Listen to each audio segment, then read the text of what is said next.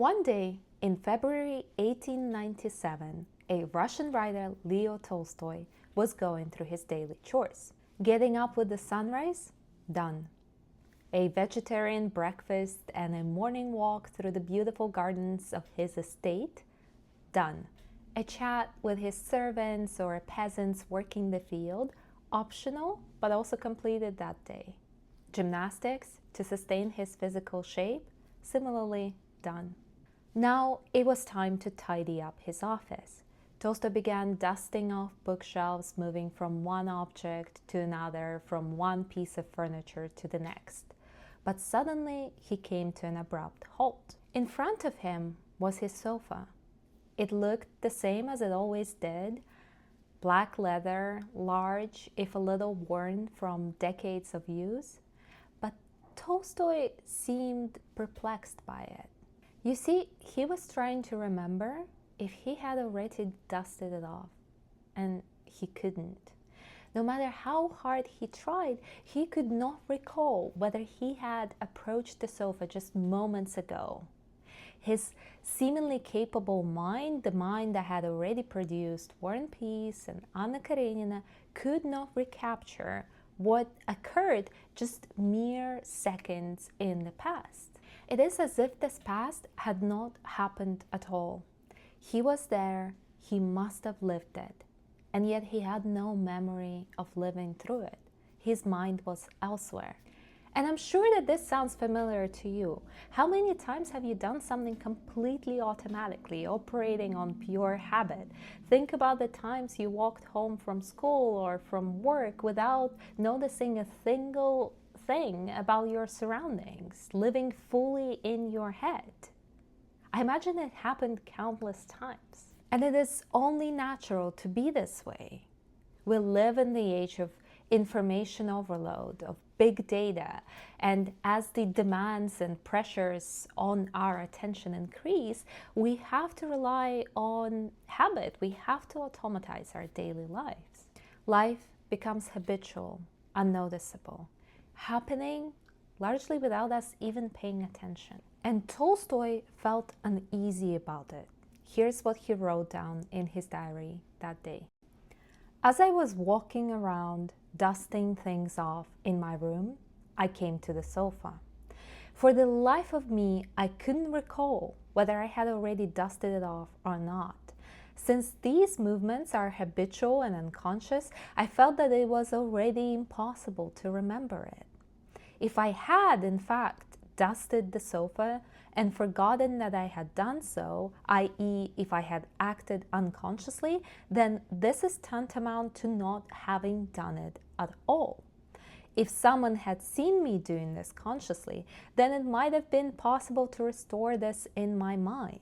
If, on the other hand, no one had been observing me or observing me only unconsciously, if the complex life of many people takes place entirely on the level of the unconscious, then it is as if this life had never been. Let me repeat this. If the complex life of many people takes place entirely on the level of the unconscious, then it is as if this life had never been.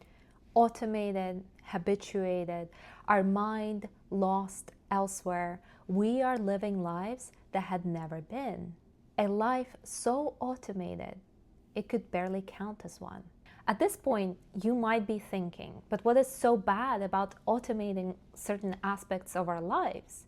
Surely you do not expect us to be fully engaged every time we're running errands or cleaning or grocery shopping. After all, we need to make some actions habitual. We wouldn't be able to function if we were learning anew every single action that we were doing. This is just how our brains wired. But Tolstoy's realization, of course, was not about cleaning habits. He was theorizing that if we were to let habituation run its course, it would inevitably affect our personal relationships, our politics, our social lives, and our very sense of self. Here's how a literary scholar, Viktor Shklovsky, explained Tolstoy's idea. And so, held accountable for nothing, life fades into nothingness. Habituation eats away at things, at clothes, at furniture, at our wives, at our fear of war. Habituation eats away at things, at feelings, at life itself. We become alienated from ourselves and from others. But Shklovsky believed that not all was lost. He believed that we still had a chance at fighting habituation, at inviting meaning back into our lives. And, according to Shklovsky, it was Leo Tolstoy himself who could help us. Well, not quite Tolstoy himself, but his fiction. Here's how Shklovsky puts it.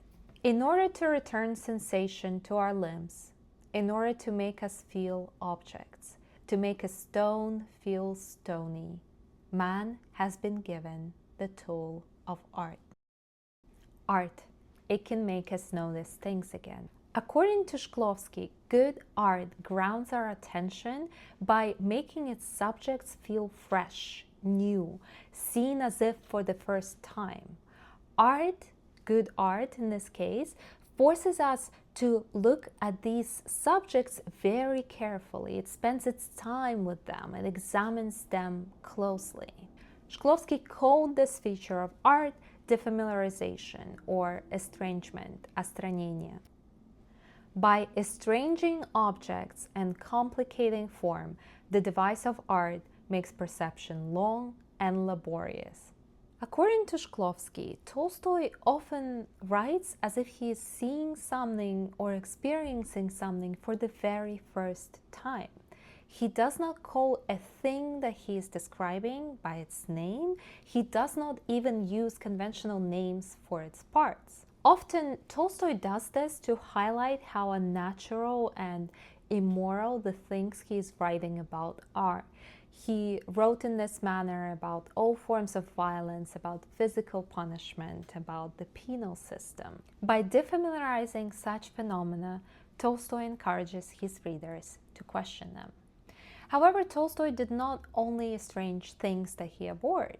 He also wrote in this manner about the things that he loved: family, relationship, domesticity.